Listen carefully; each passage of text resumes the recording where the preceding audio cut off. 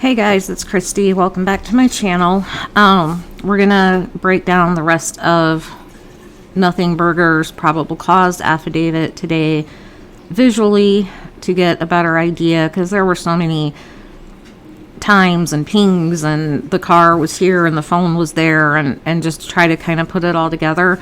But before I get into that, I want to share this with you. I'm going to do a video about it later, but I want to put it here too so you can be looking out for the video and getting the word out now.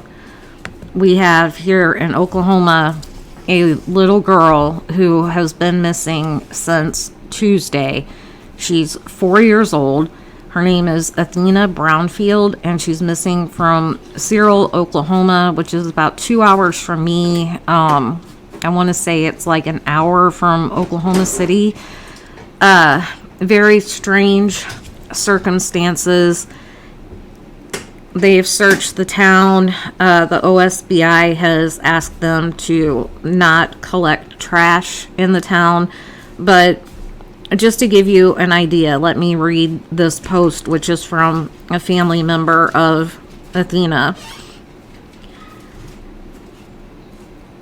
These are the facts that they know. They said that they didn't know until last night. They found out everything last night. Athena and her older sister, Adina, were in the care of another family member, not the biological parents. There was no custody order in place. They were just being cared for by another family member. There were a total of 6 kids in the house, 4 that belonged to the couple, and 2 that were other family members, which are Adina and Athena. The wife left a week ago and nobody knew where she was. Later on, they found out that she was in the city staying with a new boyfriend. All 6 kids were left with the husband. The wife is the, I guess, relative. The wife is the caregiver. Saturday, the husband showed up in Arizona with his 4 kids and told Athena's family the other 2 were dropped off with the other grandparent. The mail lady was delivering mail yesterday when Adina walked out crying and said she was hungry and couldn't find her sister. And her sister is 5, I believe. The mail lady stepped in the house, found there were no adults, and contacted authorities. The authorities contacted the owner of the house, which is another local family member, and he told them who actually lived in the house. They contacted the wife, and she stated that she left all kids with her husband, and she didn't leave them by themselves. The authorities located the husband in Arizona with his kids, and he told them he dropped off with the other grandparent, which is obviously not true. We aren't sure exactly what day it was she was last seen. She is not nonverbal. She is just super quiet and super shy. Both of these people are at fault, no matter which story is true.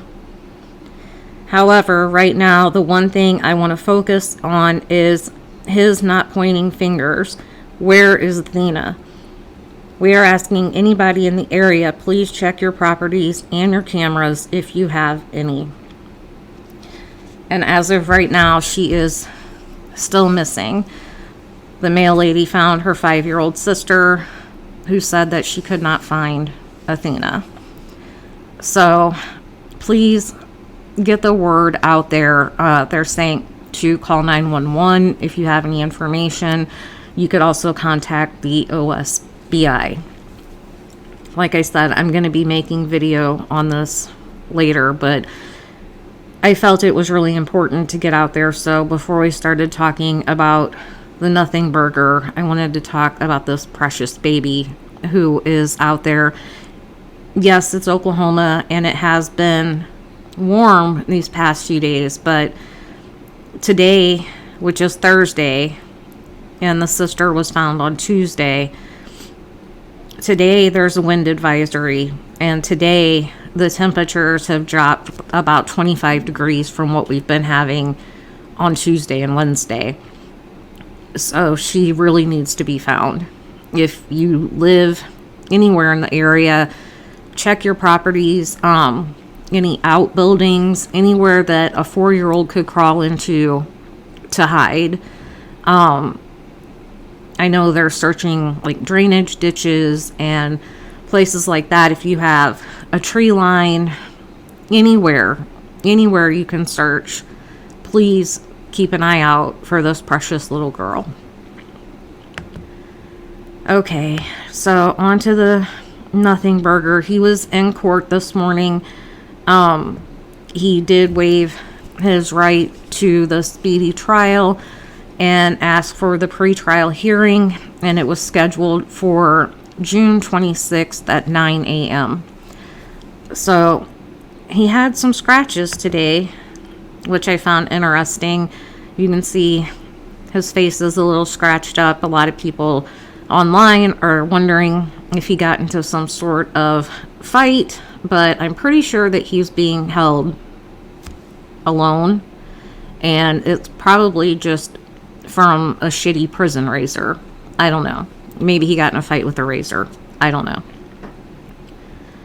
I have the video of his court appearance, but the sound is not great. It's very short, and really all you need to know is that he waived his right to a speedy trial, and next time he goes to court is June 26th. So if you want to see it, leave it in the comments, and my next video about him, I will include it there. Alright, so I'm not going to go back and read the PCA line by line. I just picked out the relevant information and put it in visual form so you can kind of see connections that are being made. I do want to say, a lot of people are like, oh, the defense is going to poke holes in the probable cause. Well, that's their job. So they have to. I mean, that's what they do, right? And a lot of people are focusing on the DNA. There's so much more than just the DNA. And I think when you look at what I've put together for you here, that all the connections, how they come together, when you have a lot of circumstantial evidence on top of circumstantial evidence becomes substantial. You know, you get to the point that you're like, this can't be just a coincidence anymore, right? So a lot of people are saying with the knife sheath, touch DNA. Maybe he had picked it up at a store or like a knife show, and that's how his DNA is on there. Okay, that's fine. But when you couple that with what I'm going to present to you here today, the number of times the car was seen, the number of times the cell phone pinged, and the fact that that car and that phone are connected, and that car and that phone are connected to BK, for me, it's hard to think it could be anybody else. So, like I said, we're just going to kind of go through this, and like I said, I realize the defense is going to poke holes in all of this, because pings are not like a pinpoint location, right? But when you add it all together, it paints a picture. And yeah, it's circumstantial, but you can only have so many coincidences before you start to think it's not a coincidence. So here we have BK heading to Moscow on the night of November 13th, 2022, or the early morning.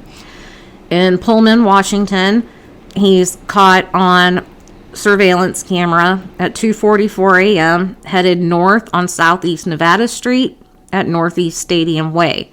At 2:53 a.m., he's headed southeast on Nevada Street towards SR 270. SR 270 connects Pullman, Washington to Moscow. Then he gets to Moscow. At 3:26 a.m., he's caught on surveillance camera. Well, the car is, I shouldn't say he, the car is seen headed westbound in the 700 block of Indian Hills Drive. At 3:28 a.m., the car is headed westbound on Steiner Avenue at State Highway 95, headed to 1122 King Road. And here's just kind of a map that shows his travel, the direction of his travel, with different points along the way of where the car was sighted. Okay, so now he's in the King Road area. Between 3:29 and 4:20 a.m., there were multiple sightings of the car in the neighborhood. It makes an initial 3 passes by 1122 King Road and leaves via LATAH Drive.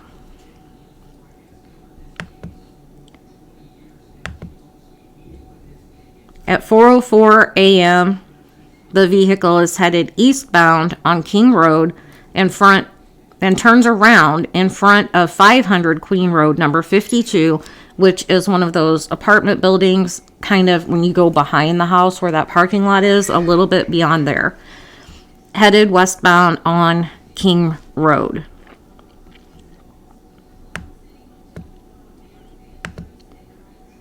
And then we have him in front of the house, unsuccessfully attempting to park or turn around in the road.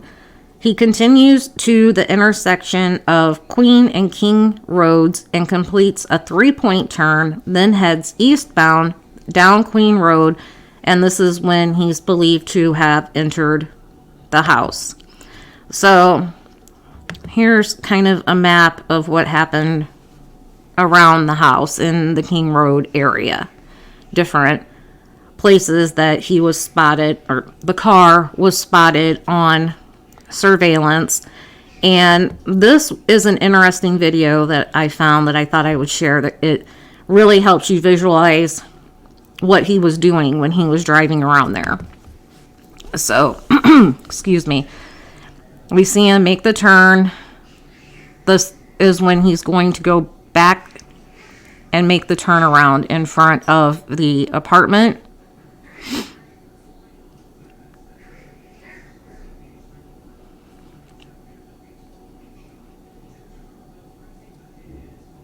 So you can't get out. Remember, it's a cul-de-sac.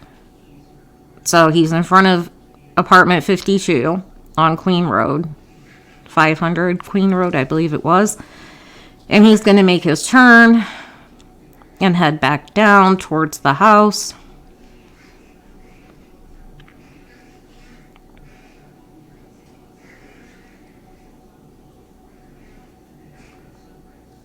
And there he's going to do his unsuccessful attempt to park or turn around.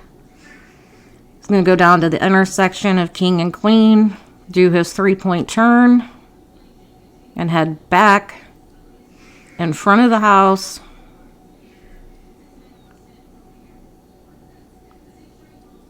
And then this is the theory, is that he turned again and went back there and parked in that parking lot that we see behind the house.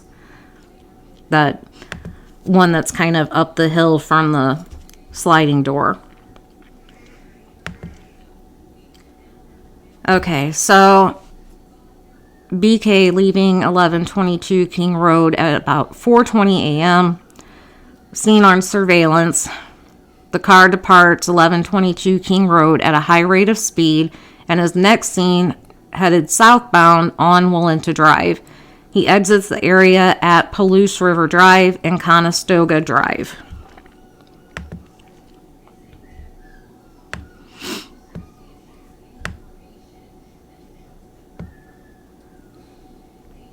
And this is a video of Bryan Enton on Wallenta Drive. I've shared it before. This was early on in the investigation, way before the PCA came out, when they were just theorizing where somebody could have parked, how somebody could have got out of the neighborhood. But I think it's interesting to look at now in hindsight, knowing that the vehicle used Wallenta Drive. So let's take a look and a listen to Bryan Enton. Up until now, the assumption in Moscow has been that the killer approached the student's house from the front and then walked around the back, where, well, they might have slipped through the sliding glass door or that kitchen window. But what if that assumption is just backwards? What if the killer actually approached the house from the backyard? That is effectively a hill and a wooded area that would provide a heck of a lot of cover even in the broad daylight. And if the killer then escaped the same way out, well, they could have easily slipped through those trees and climbed their way back up onto a street called Wallenta Drive, where a getaway car could easily have been waiting. So I asked Bryan Enton to test out the theory, and he's back with me now live. A lot of times it's been hard for people to get that view because, you know, it's the crime scene tape. You can't just wander around, but you have had a chance to get a really good look at this, haven't you? Yeah, and it's hard to get back there. There's an apartment complex. Honestly, the apartment manager has been, you know, not in the best of moods with everybody around, but we kind of became friendly with her and we've been able to go back there. And it's not as wooded as you think. I mean, you've seen the aerial pictures and it's not as steep as you would think. We were able to get back there and see if you could actually get up to that other neighborhood and road. And we're going to show you that in a couple of minutes, Ashley. Okay, good. Don't go anywhere. I have to fit in this quick break, Bryan, but when we come back, we're going to show you Bryan's attempt to make it up from the back of the house, up the hill, through the trees, to where a car could possibly have been waiting. Could that have been the hidden route for the killer to get away without a trace? Bryan's going to put the theory to a test and show you just how easy it actually was to make that clean getaway. That's next. We're used to seeing Bryan Enton at the front of the house on King Road updating us on the investigation. But today, Bryan, you spent some time actually behind the house testing the theory that the killer might have actually approached the crime scene and escaped from the back, maybe even hopping into a getaway car that he'd conveniently maybe parked on the street behind all those trees. So take me there. Yeah, Ashley, there are ways to get away from the back of the house, which we learned today. Take a look. We went up earlier today in the daylight so you could get a better view.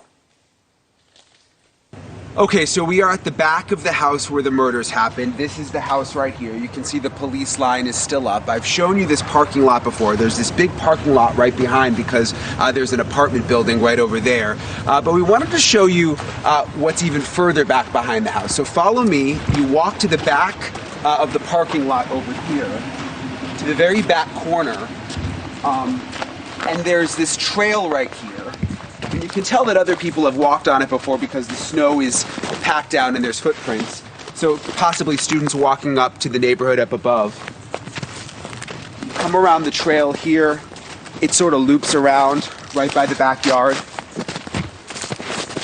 Through the trees right here. To this fence line. And basically the little trail continues to loop around. I don't want to go in the backyard of the people who live back here, but we'll show you what's on the other side. Okay, so we're up on the road back behind the house. This house behind me, that path that I showed you, that path connects to the backyard of this house. And there's really a whole other neighborhood up here. We're gonna show you. I'm gonna get in the car and drive you up.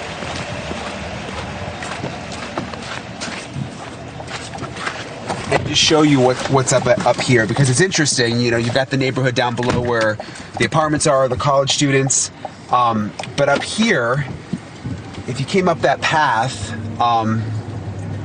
you could have parked up here somewhere. Pan this way and show you. And you come around this corner, there's an intersection here. That's a dead-end street that way. This way is not a dead-end street. This is Ridge Road. So Wallenta Drive we were on, this is Ridge Road. You see there's a whole other neighborhood up here. Ton of houses. And that area down below connects to this whole area up here. So you saw Ashley go up that path. It connects to that other yard that I showed you, and then you've got a whole nother area up there. A lot of places you could park and a lot of ways to get out. I have two questions for you. One is, how quickly could you have made it from, say, the back kitchen sliding glass door out through the backyard and through sort of those woods and the trail up to Walenda Road where you were just driving? Will was with me. What would you say? A minute? Maybe a minute, but there's also snow. A minute. There's also snow. Maybe a minute. 45 seconds to a minute if you were really going fast, I would say. Well, there's snow now, but there wasn't so much snow back then, right? It was pretty good footing at that point as well. Then the other question, it looked to me, and I've only got 10 seconds here, but it looked like it was a perfect place to park a car. Dark, no ring cameras anywhere. Nobody would notice anything if a car was parked up there for a killer to go down and do what he needed to do. Real quick, there is a ring camera up there, one of the houses. I went and tried to find out if it was new or old. The owner didn't want to talk about it, but there are some ring cameras up there, so hopefully police have checked. Well, certainly that dark, in the dark, that looked like it was pretty remote. It was a treed area that, would have been easy to be driving around without anybody seeing you park and take your leave. Bryan, thank you. All right, so I just thought that was kind of interesting, and this I also find very interesting. This is a video I found, and they take the drive from the PCA that he made, or whoever made, after the murders, as it's outlined in the PCA. And I really wanted to show it to you because you'll see the way he took. There's so much just nothing, like wide open spaces and plenty of potential places to have discarded evidence, possibly the weapon, but if he had bloody gloves, bloody clothes, the mask, the shoes, he could have just randomly tossed one here, tossed one there, all along this long winding route that he chose to take when he left. But you see how dark and remote this is.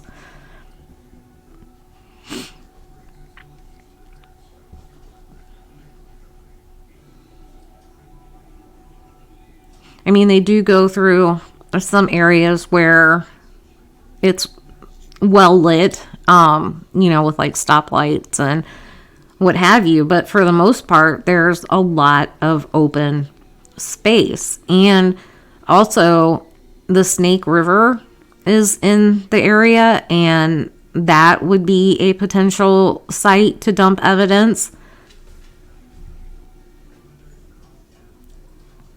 So, I mean, there's really no wonder that they haven't recovered the knife yet. If he did actually get rid of it, it could be anywhere along this route, or potentially anywhere between there and Pennsylvania if he still had it and decided to dump it on his trip home for Christmas break. But I can only imagine taking this particular very isolated dark route back to the apartment. The purpose was being able to dump evidence along the way, because it is so dark and remote and isolated in parts.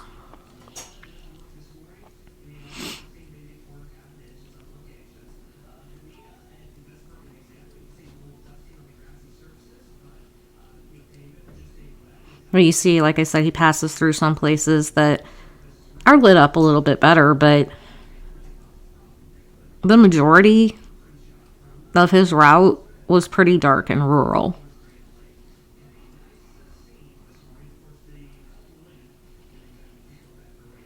And there had to be a reason. Why take this big, loopy, long way home when they've said repeatedly it's like a 10-minute drive?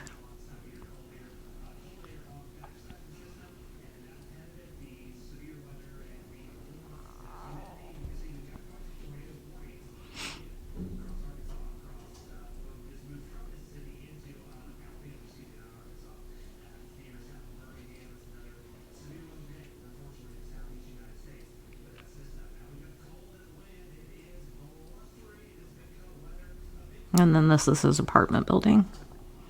And that's his apartment. So I thought that was pretty cool. Okay.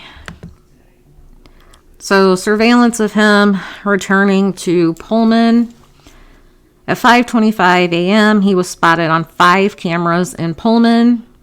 He was spotted at 1300 Johnson Road traveling northbound. Johnson Road leads directly back to West Palouse River Drive in Moscow, which intersects with Conestoga Drive, which we just talked about. He turns north on Bishop Boulevard and northwest on SR 270. Then at 5:27, he's spotted going northbound on Stadium Way at Nevada Street, Stadium Way at Grimes Way, Stadium Way at Wilson Road, Stadium Way at Cougar Way.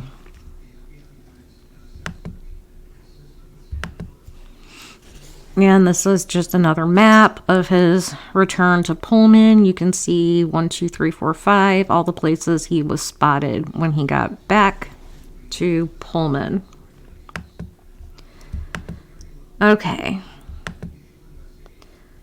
So this is the beginning of tying BK to the car. This is number 1. His address is only 3/4 of a mile from the intersection of Stadium Way and Cougar Way, which is the last spot cameras picked up the Elantra back in Pullman on November 13th of 2022.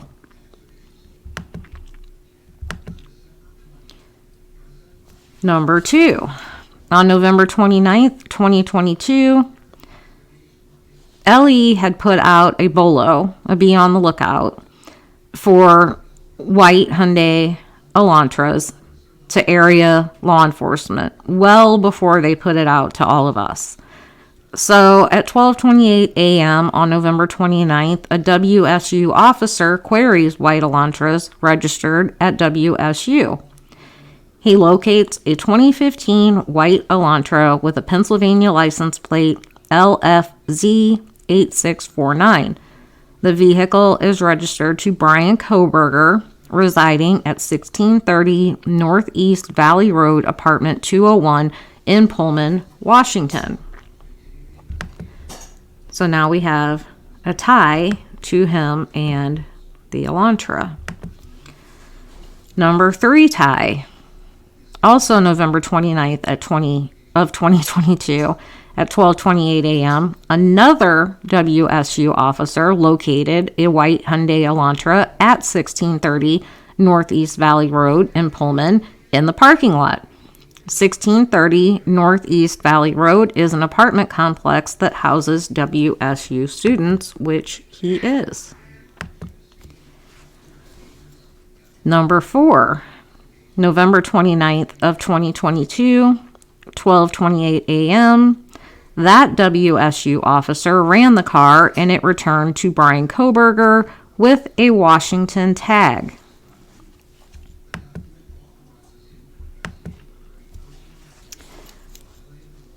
And this kind of ties him to the scene. So on November 29th of 2022, a Moscow police officer reviews BK's Washington State driver's license information and photo.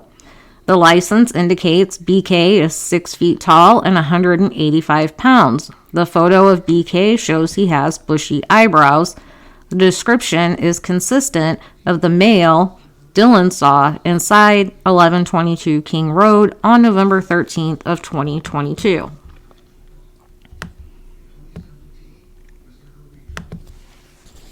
Okay, here's another tie to the car. This would be number 5 if you're keeping score. August 21st of 2022, LATAH County Sheriff's body cam. BK is pulled over in a traffic stop in Moscow, Idaho. BK is the sole occupant of a white 2015 Hyundai Elantra with Pennsylvania plate LFZ 8649 set to expire on November 30th of 2022. BK gave his cell phone number as ending in 8458. This phone number is issued by AT&T.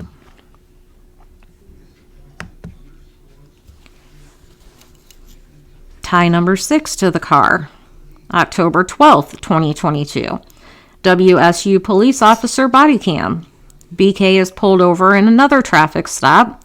He is, again, the sole occupant of a white 2015 Hyundai Elantra with Pennsylvania plate LFZ 8649, set to expire on November 30th of 2022.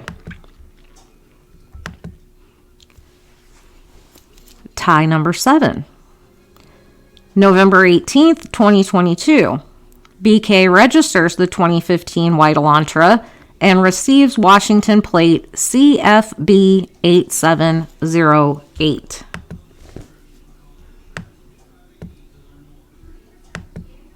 Number 8. December 13th, 2022. The vehicle is captured by a license plate reader in Loma, Colorado. This is on his trek home with his dad. Number 9. And we all know this picture, right? December 15th, 2022, vehicle queried by law enforcement in Hancock County, Indiana, and BK is seen on body cam. Number 10. December 16th, 2022 at 2:26 p.m., surveillance video shows BK's Elantra in Albrightsville, Pennsylvania. He's the sole occupant of the vehicle. Sole occupant of the vehicle was a white male whose description is consistent with BK. BK has family in Albrightsville, Pennsylvania.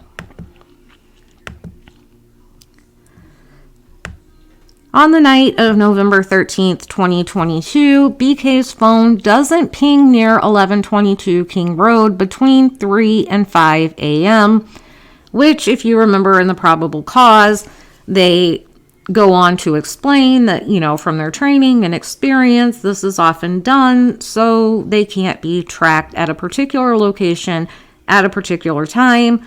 So they assume he either turned off the phone or put it in airplane mode or what have you during that time, hoping that he couldn't be connected to the house via his phone. But apparently he didn't think about being connected to the house via the Elantra. So maybe a little bit smart and maybe a lot of bit stupid. Hang on a second.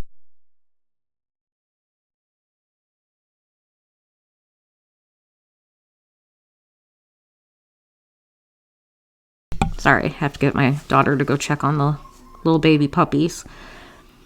Okay, on December 23rd, 2022, the 8458 phone was confirmed to be subscribed to BK at an address in Albrightsville, Pennsylvania. The account has been open since June 23rd of 2022. So now we have a definite connection of BK and the phone. Even though we had a pretty good connection because he gave that phone number to the police in that traffic stop, but now there's no question that phone is BK's.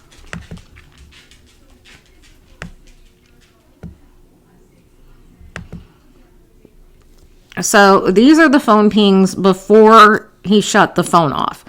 On November 13th, 2022, at 2:42 a.m., the phone pings in the area of his apartment.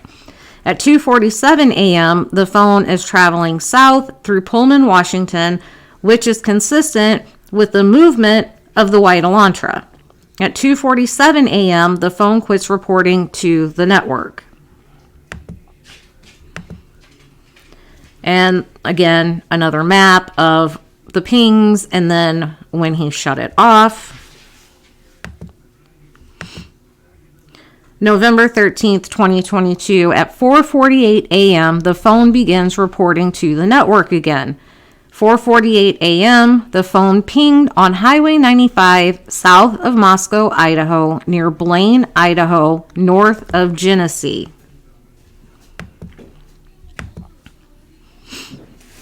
And then this is just kind of where all of this happened.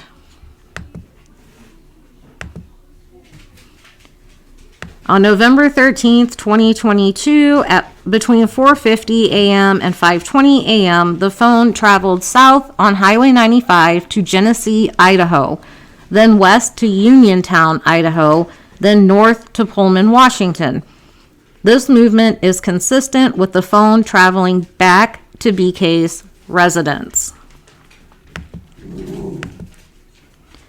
And this is just another image of when he was back in Pullman. November 13th, 2022 at 5:30 a.m., the phone is pinging in Pullman, Washington, consistent with traveling back to BK's apartment. Phone movements are consistent with movements of the white Elantra observed, traveling north on Stadium Drive at 5:27 a.m. So again, we've got the link between the phone and the car. They're moving at the same time in the same area.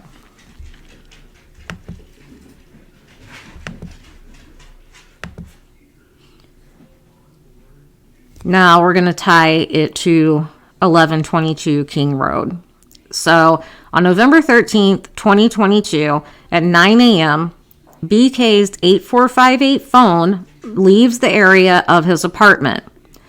Between 9:12 and 9:21 a.m., BK's 8458 phone is in the area of 1122 King Road.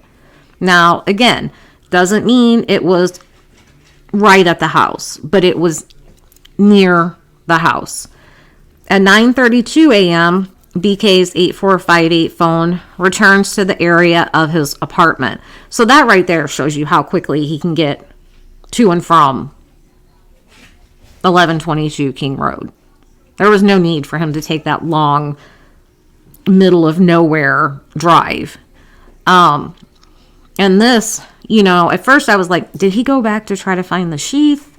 But that would have been risky, right? I mean, it's daylight now. So I kind of think he may have been driving on Walenta Drive behind the house, because you can see through the trees, you can see the house. But he may have just been, a lot of criminals do it, going back to see what's happening. Have they discovered what he did? Has the circus begun? Are there police, ambulance, crime scene tape? Like, what's happening? Just to kind of take it all in, if you will. Like, sometimes you have arsonists that will stand back and, once fire and everybody comes up, they're kind of in the crowd watching it burn. And killers are very similar. They like to see the aftermath. And maybe that's what he was doing, and was probably shocked to see that nothing was happening yet. There was not even any crime scene tape up.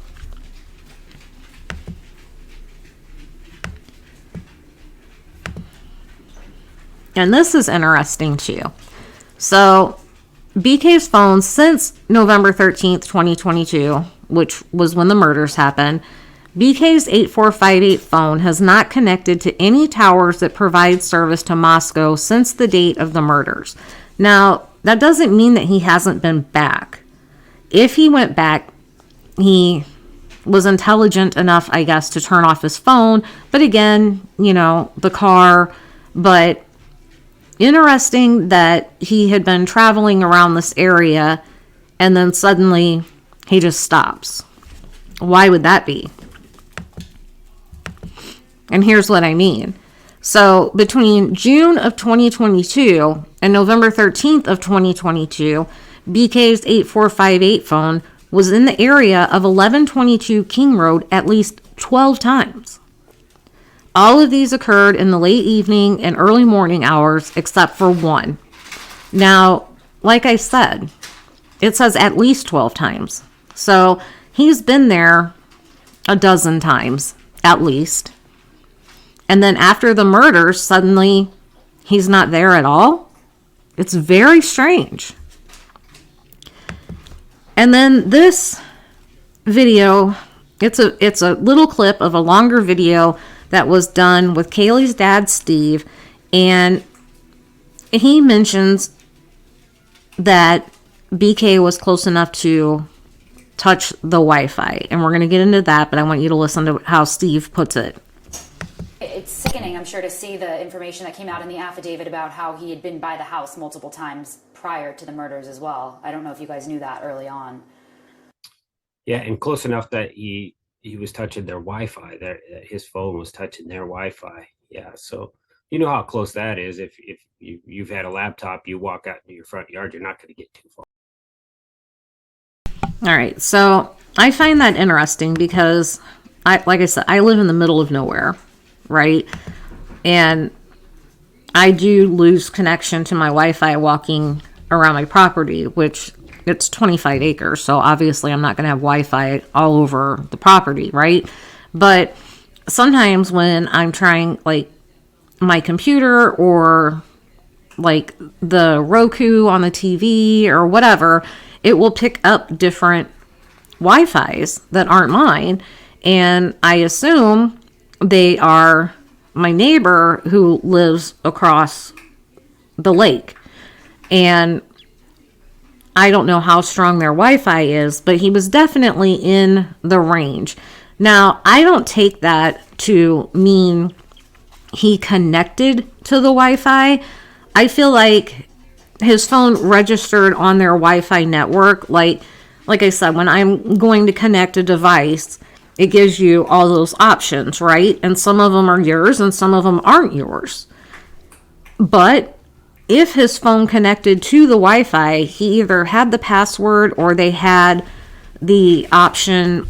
On some Wi-Fis, you can have the guest option and people can connect that way. But he was close enough to touch the Wi-Fi, to me, means that his phone registered on their Wi-Fi network, but he didn't necessarily connect. I could be completely wrong because I don't know that much about that kind of technology. But he was close enough to pick up the Wi-Fi at 1122 King Road, which, again, ties him through his phone to the scene. Because now we absolutely know that phone is his. Okay, here's our 11th tie to the car and the residence. BK's 8458 phone was in the area of 1122 King Road from 10:34 to 11:35 p.m. on August 21st, 2022. At 11:37 p.m., BK was stopped by LATAH County Sheriff. That's what we talked about earlier when he was seen on body cam and he gave his phone number. So that all ties him to the car, to the phone, and to the residence.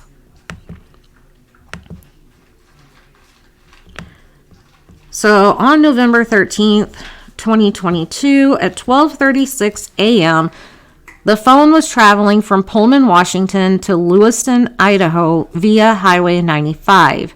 At 12:36 a.m., phone pings at Kate's Cup of Joe at 810 Port Drive in Clarkston, Washington.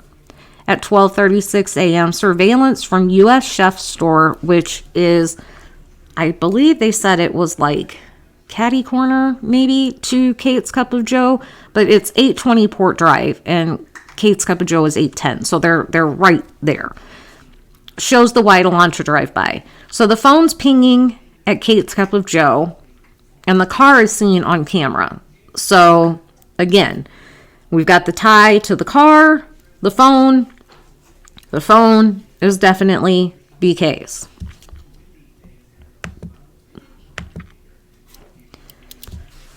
Number 12 tie to the car, if you need any more. November 13th of 2022, at 12:46 p.m., the phone pings near Albertson's grocery store in Clarkston, Washington. At 12:49 p.m., BK is seen exiting the white Elantra on Albertson's surveillance. So now we actually see him in the vehicle, exiting the vehicle. Interior surveillance shows BK walk through the door, purchase unknown items, and leave at 1:04 p.m. I mean, that's what I like to do, is go commit mass murder and then go grocery shopping. Then on November 13th, 2022, between 5:32 p.m. and 5:36 p.m., his phone pings in Johnson, Idaho. From 5:36 p.m. to 8:30 p.m., the phone stops reporting to the network. This is consistent with BK's phone being in the area that BK's phone traveled in the hours immediately following the suspected time of the homicides. So why did he go back? What was he looking for? Or was he dumping more stuff? Who knows? And then we have him tied to the residence again. So on December 27th of 2022, Pennsylvania agents recovered trash from BK's family residence in Albrightsville, Pennsylvania, which they watched BK take out of his house at, I believe it was like 4 a.m, wearing surgical gloves and dumping it in his neighbor's trash, because I guess he thought that was clever. But they recovered the trash and they sent it off to Idaho. The next day, Idaho State Lab reports a DNA profile from the trash and DNA profile from the sheath are a 99.998% match for the suspect's biological father. So BK is the only son of his parents. So you can't say, oh, it was a sister. They know it's a male profile. That's one of the first things you can see when you run DNA. Is it a male or is it a female? So this ties him to everything, right? Just so you can see, we got dad threw something in the trash. That DNA matched the sheath. The sheath is Bryan's. Bryan is his dad's. So this, to me, just tied everything up with a nice bow. You know, they found a single source male DNA on the button closure of the sheath. It was a single source of DNA. It wasn't mixed with anybody else. And there was a 99.998% chance that BK's dad is the dad of the person that left the single source DNA, which is Bryan. And Bryan is connected to the residence in Albrightsville. He's connected to the sheath. He's connected to the car. He's connected to the phone. I mean, all of this together, if you just had like one or the other, maybe you could break it down and just drive a dump truck through it, right? Make a hole big enough for a dump truck to go through. But I think when you take it all encompassing, all together, you've got the DNA. You've got him in the car. You've got the car on surveillance. You've got the pings from the phone. You've got him in the car on surveillance. You know that phone is his. I think it all comes together quite nicely. But I know that the defense will try to poke holes in it because, like I said, that's their job. Their client's life is literally on the line. It's a death penalty state. So they have to do that. But I hope by me putting it out there visually like that, that you can see how many ties they made. You know, reading through it, yeah, it sounds like there's a lot. But when you actually look at it, there's a lot. I mean, they took the time, they connected him to the phone, they connected the phone to the car, they connected him to the car. You know, I think they did a great job. I think all signs point to Bryan. I could be wrong. He's innocent until proven guilty. Everything he's charged with is alleged. But to me, this really points in his direction. If it were to be somebody else, this guy has the worst luck in the world. Or the worst timing in the world to be in certain places. And how convenient that whoever did this just happened to have his DNA on the knife sheath. You know, and maybe they stole his car and his phone to go do it. I don't know. I mean, I can't come up with a way that it's not him, but I'm sure the defense will, and I can't wait to hear it. But before we get off here, I just want to put up Athena's picture one more time. I know this video is not about her, but this is really urgent. Like I said, we've got a wind advisory today. It's crazy out there. The temps are like, let's see, for me right now, it's 41 degrees. So just please get the word out there about little Athena Brownfield. And I will be putting together a video focused solely on her and what is going on here in Oklahoma, trying to find this precious little girl.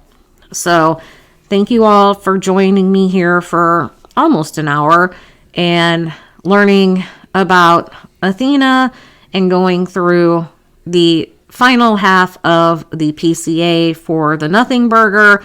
I hope it helped. I hope it helped you see just how hard they worked to make the connections to make a solid case against BK.